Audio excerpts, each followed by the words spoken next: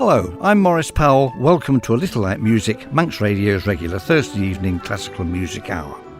I'm going to begin this evening's concert with an overture by Supé. I rather like Supé's music. I think it's a little bit superior to Strauss, Johann Strauss II, much as I love his operettas, and of course one or two of them are extremely famous. Supé, I think, just has an edge. There's a sophistication about Supé's music. Unfortunately, his operettas are very little known, although the overtures to them are very well known indeed. So let's hear the overture to The Beautiful Galatea. It's a one-act operetta written in 1868 and first performed in Berlin, not actually in Vienna. The story concerns the sculptor Pygmalion who falls in love with his own statue of Galatea and then asks Venus to bring her to life. Well, it was never going to end well, was it? So anyway, a splendid overture. Supé, The Beautiful Galatea.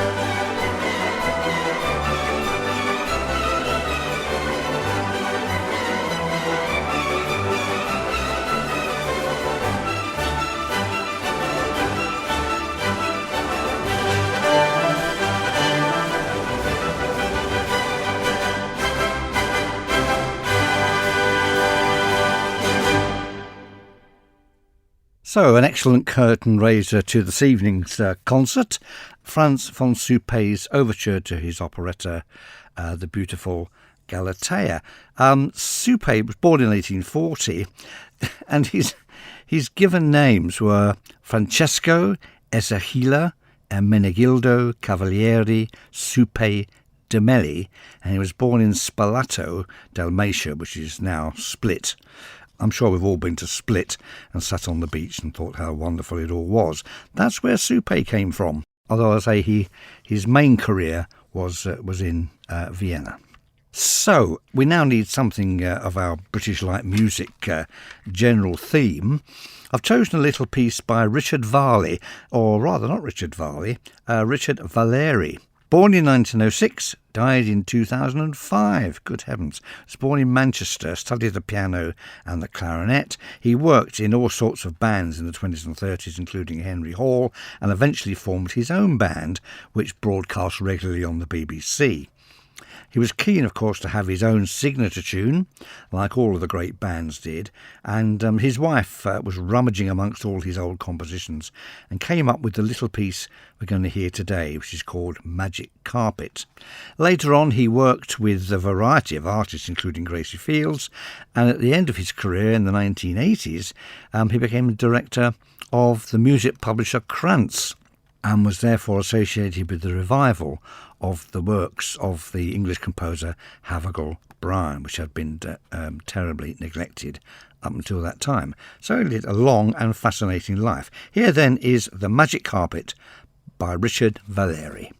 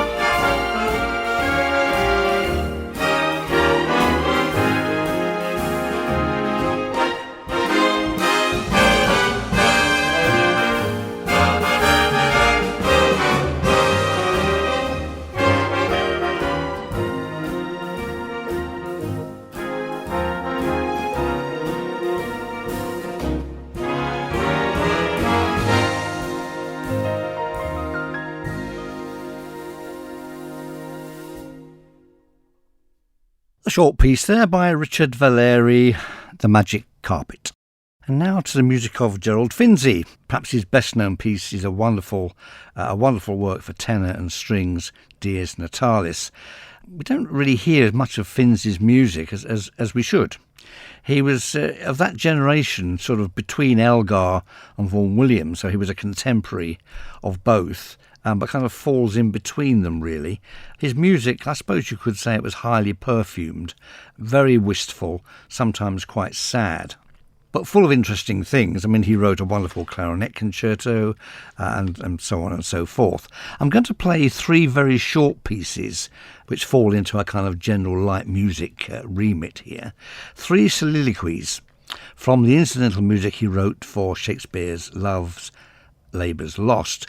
It was a BBC commission and broadcast in 1946, and Paul Schofield was amongst the cast. These pieces were later extracted from the play, of course, and can now be played as three short pieces. I suppose you'd say they were meditative, but obviously very English in style. You'll see what I mean. Three short soliloquies then from Love's Labour's Lost by Gerald Finzi.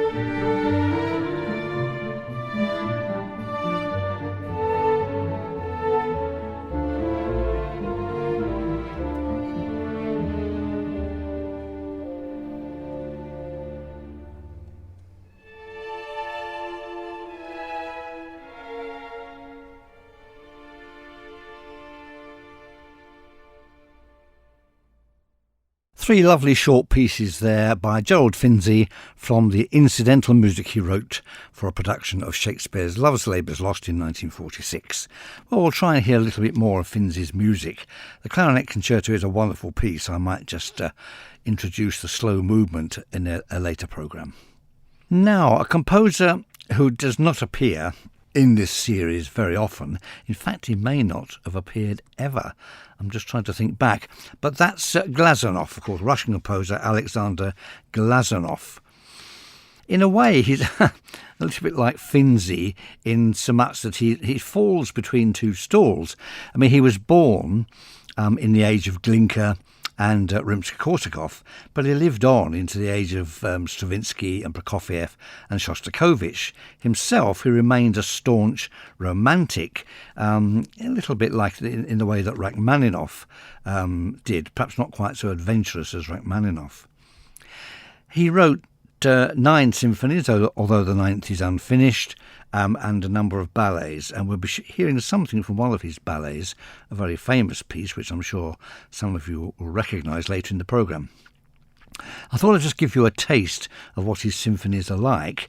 I'm going to play a scherzo from the 5th Symphony. The symphony was subtitled The Heroic. It was composed in 1895 and premiered in 1896 with Glazunov himself conducting. This is a fleet-footed scherzo, glisteringly orchestrated, the kind of piece that Mendelssohn might have written perhaps if he'd lived half a century later. Glazunov's music, well, I suppose you could say it's a little bit like Tchaikovsky, but without the kind of the heightened passion and without the angst. Trouble is, once we get to like the music of Tchaikovsky, we need more and more passion and more angst. And composers like poor old Glazunov, who write beautiful music, beautifully orchestrated, full of wonderful melodies, sort of get sidelined. Not here. So here's the scherzo then from Glazunov's Symphony No. 5.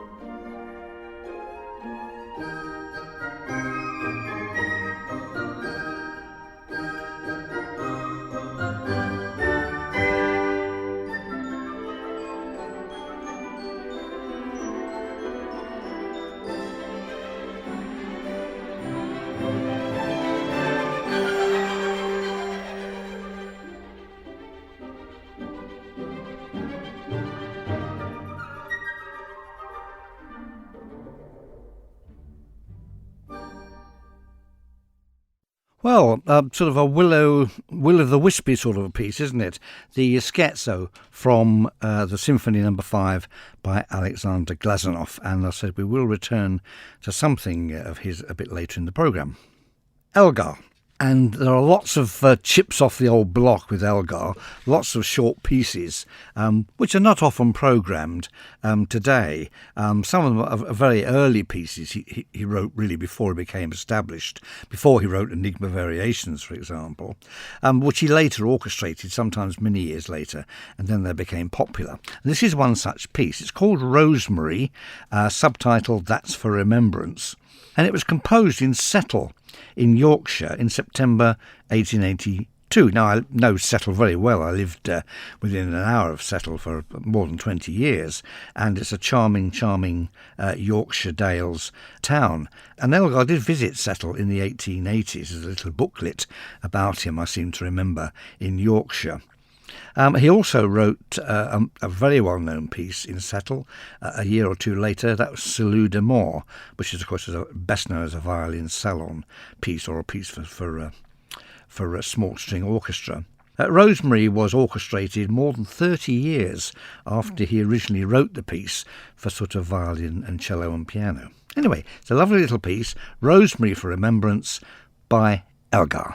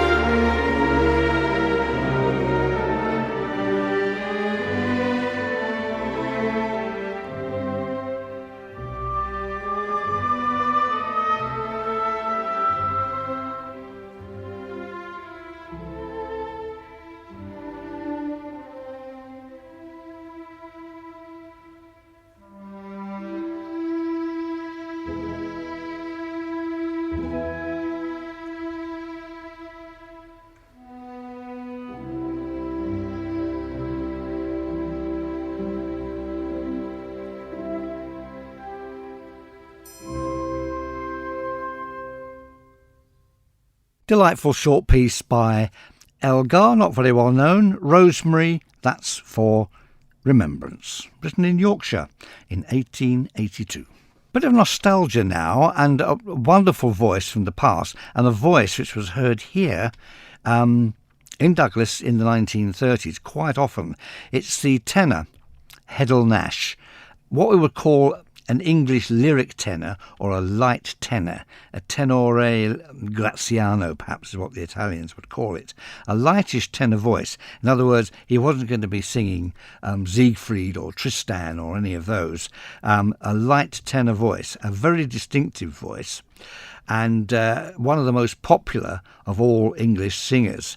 He had a career at Glyndebourne and Carl Rosa in the 1930s, but was probably best known for oratorio. He claimed to have sung Messiah over 100 times. I'm not surprised. It was probably a lot more than that. Let's hear him singing O Maiden, My Maiden by Lehar. I think this is really almost as good as the great Richard Tauber himself would have sung.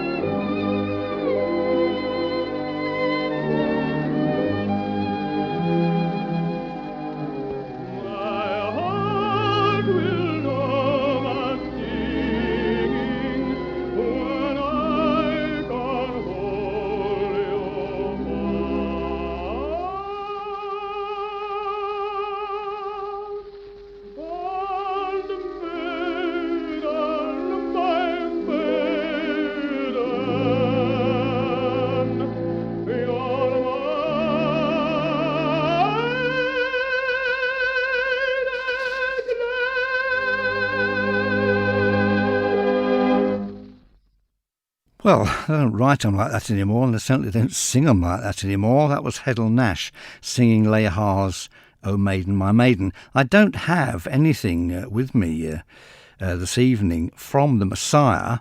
I will try and look out something from Messiah, which of course everybody knew Handel Nash singing the tenor role in Messiah. But I do have something else by Handel. This is the so-called aria from Handel's opera Tolomeo, which better known then as Silent Worship.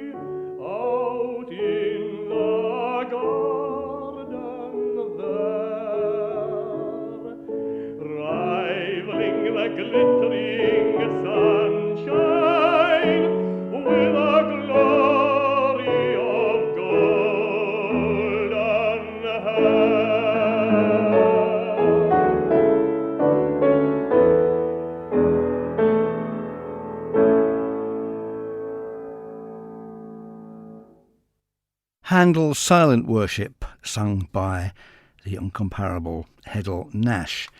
It was said that he sings from the heart, and it goes straight to the heart. Let's return for a short while to Glazunov and an extract from probably his best known work, which is the ballet The Seasons. It's a one-act ballet in 4 different scenes, obviously one for each season, composed in 1899 and first performed in February 1900 at the Imperial Ballet in St. Petersburg. The choreography, if anybody's interested, was by Maurice Petipa. I'm going to play an extract only from the autumn movement, a glorious dance, or an autumn bacchanal it's been described as. So, part of autumn then from Glazunov's The Seasons.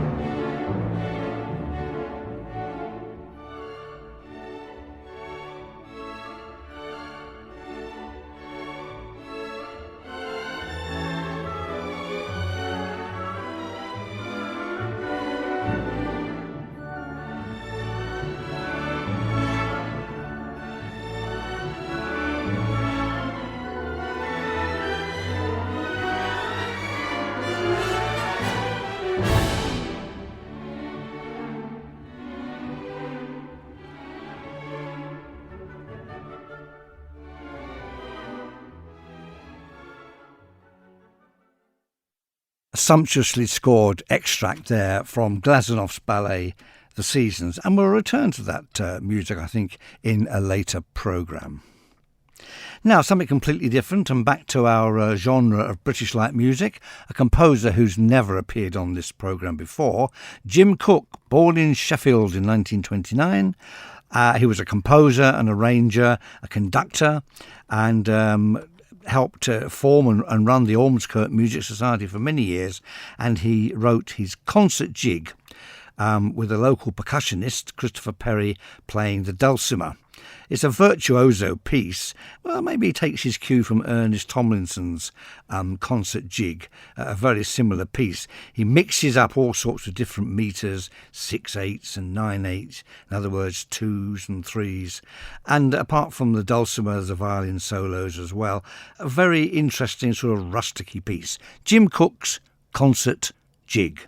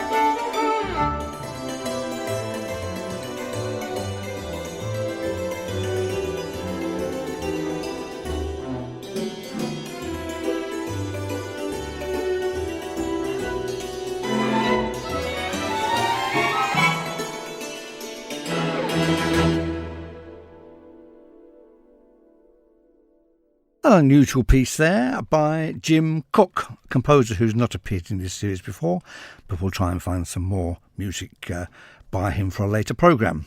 The hammered dulcimer virtuoso on that particular recording was Christopher Perry. Which brings us to the end of the programme. We need someone to play us out with. I think I've got the perfect thing here. I hope you enjoyed the selection. Bit of an odd one, really. Good to hear the voice of Hedl Nash, though, and those lovely Finzi pieces. We may come back to Hedl Nash in a later programme. I'll find you a little bit of Messiah, something like that.